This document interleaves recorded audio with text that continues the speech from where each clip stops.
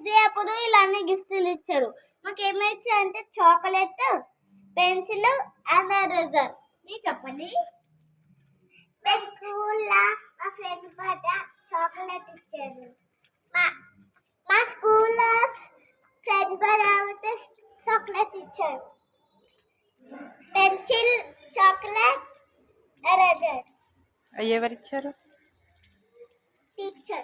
Teacher ఇచ్చిందా? మరి thank you చెప్పారా? చెప్పలేదా? అది